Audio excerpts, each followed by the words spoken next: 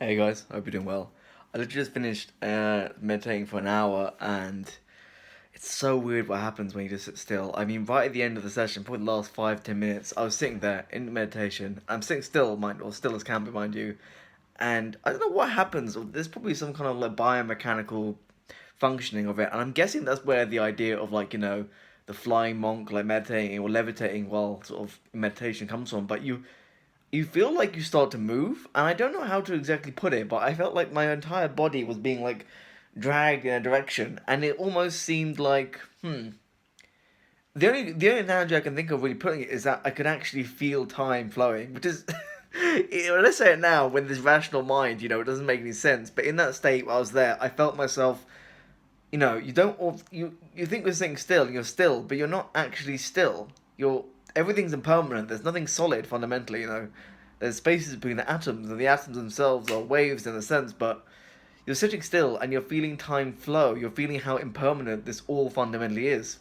There's nothing really to get out of it. There's nothing to grasp. There's nothing to hang on to. It's just this flow, kind of like lava in a sense. When it gets really slow, or like when it cools down. It looks like stone, but it's still flowing under the surface. Or there's this old theory about glass, that glass isn't actually solid, but it still flows while it's glass. But that's not actually true. That's just a old theory. But I think the lava analogy works better. Like, yeah, it looks still, it looks stationary. This body, my legs, for example, they look still and stationary. But when I'm sitting there in meditation, everything's moving, nothing's still, there's nothing certain, there's nothing fundamental, there's nothing even to hold on to. I could feel my body moving and shifting and being pulled, and it fundamentally, it's a good feeling. It's a good feeling in a sense, because it helps me remember that this is all really impermanent. Oh, my hair's all fucking. This is all really, transient in a sense. We are just these transient beings.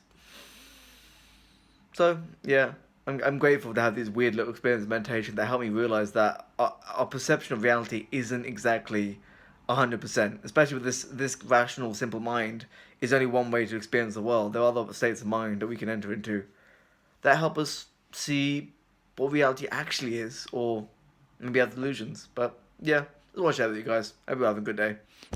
Take care.